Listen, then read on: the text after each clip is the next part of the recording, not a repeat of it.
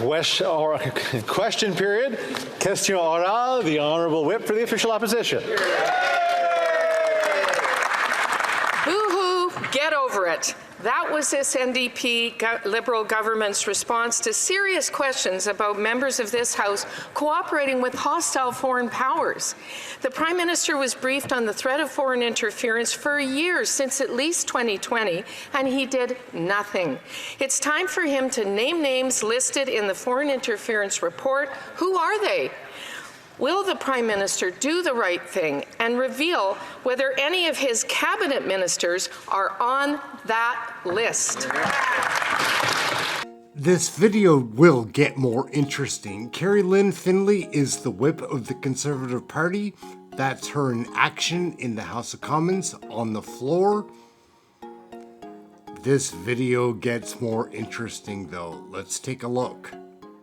Do you know that 6 million Canadians don't have a family doctor?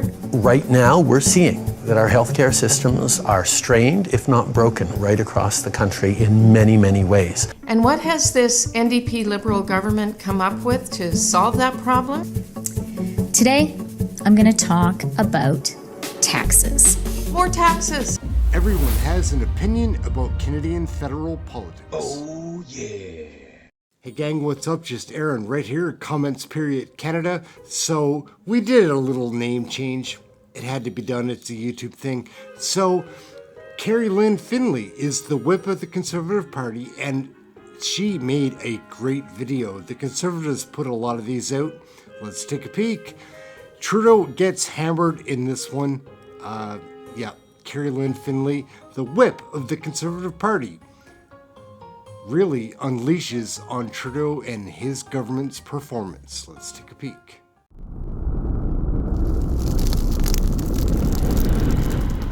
Canada is in crisis. Housing. Canada could be sitting on the biggest housing bubble of all time. Once it bursts, Canada could be thrown into a deeper recession than any have forecasted. Affordability. This is for anyone thinking of moving to Canada. Our food prices are outrageous. Here we have a pack of drumsticks from Costco, $202 for this pack, or $224 for this one. Moral of the story, don't move here. A doctor shortage.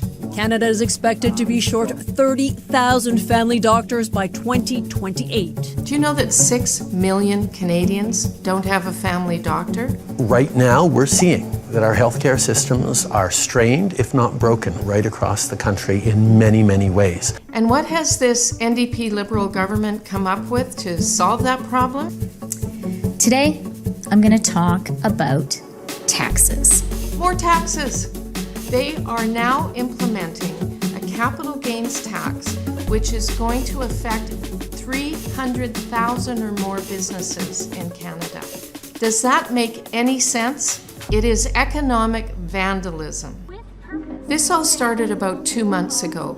They made this big announcement that they were going to bring in this new tax. It took them 2 months to actually show us what they had in mind. Now that we see it, this is a disaster for Canada. It's a disaster for so many areas of our economy that need a hand up right now, not to be further pushed down. The country's doctors, lawyers, and other professionals are furious with the changes, saying that now, when they sell their practices at the end of their working lives, the government will be taking a much bigger chunk of their retirement nest egg. We really cannot introduce new reasons for physicians to scale back their practice, particularly community family medicine practice. It's simply the wrong move. When we don't have enough doctors and healthcare is deteriorating across the country, they've brought in a measure, a high tax measure, that will drive doctors south of the border. If you're a hardware store owner or you're a farmer trying to put seed in the ground right now,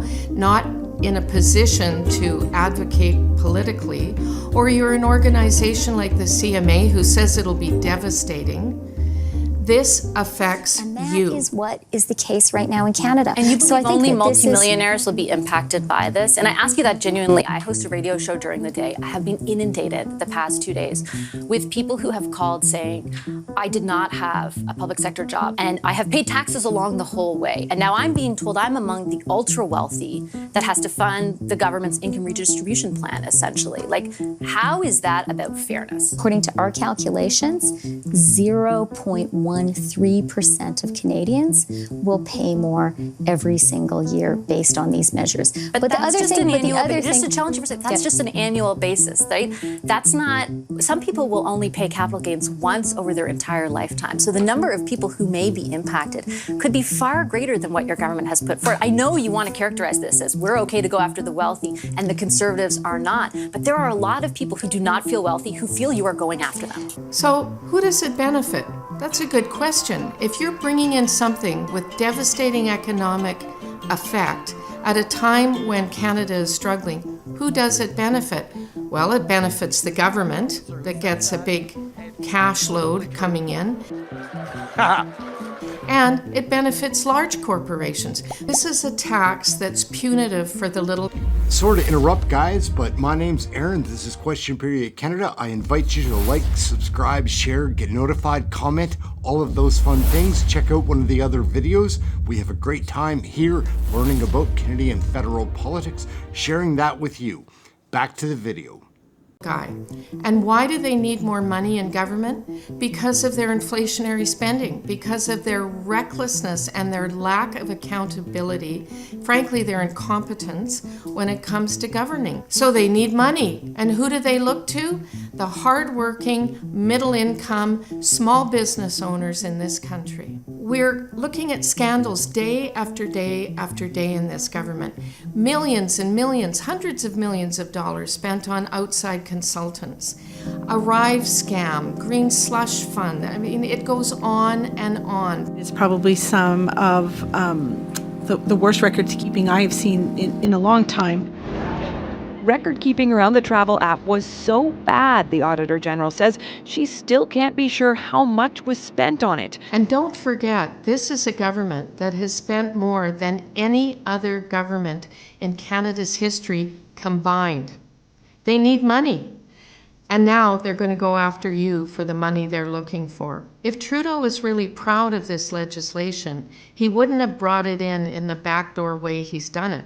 They make an announcement 2 months ago. We don't see the writing, what it really means. And the way they brought it in means that we've had limited debate. Your elected representatives, have very little time to have looked at this bill, considered it, and then debated it in Parliament. And it's already going forward.